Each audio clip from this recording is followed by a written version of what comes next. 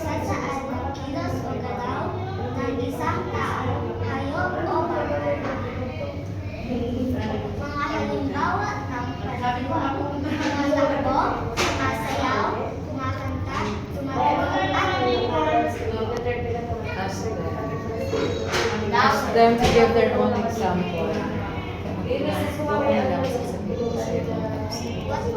What are ano ang mga halimbawa ng pandiwa?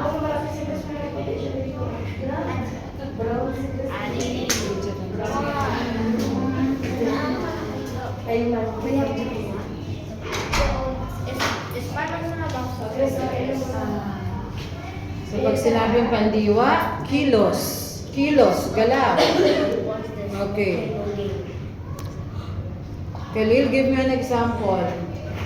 Kilos, kilos. What is pandiwa? Kilos, it's that action. Oh, kilos.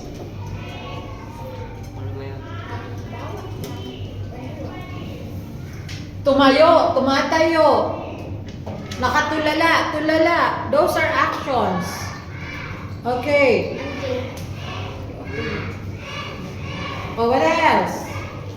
Chloe.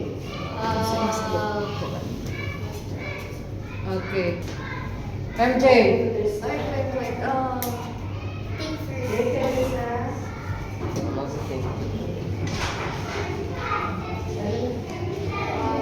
Yes, naglalakad. Okay, what else?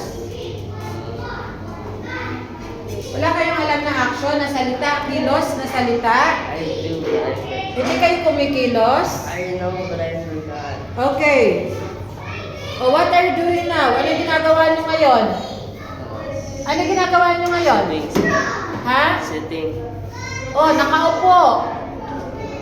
What else? Ikaw? Reading. Caleb? Reading. Nagbabasa. Action, kilos. Adi. Tumatayo. Naglalaro. Naglalaro. Kumakain. Those are verbs or pandiwa. Ano pa? Nag-aaral. Nag-aaral, yes. Khalil. Tumutulong. Tumutulong. Tumutulong. Okay. Ano pa? Tulog. Tulog. Nagsusulat, yes. Okay, what else? O, naiintindihan na kung anong pandiwa? Okay, pag sinabing pandiwa, in English, verb. Pagsasaad na, kilos. Okay.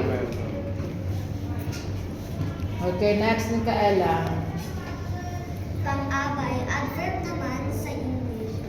Ang pang-abay ay may salitang nagbibigay turing sa pandiwa.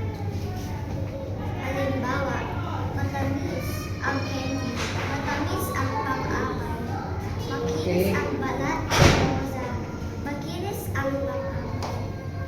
Ano ang halimbawa ng pang-abay? Kanina. Mabilis. Dito po word. Oh, it's a word. Oh, it's a Wait. verb.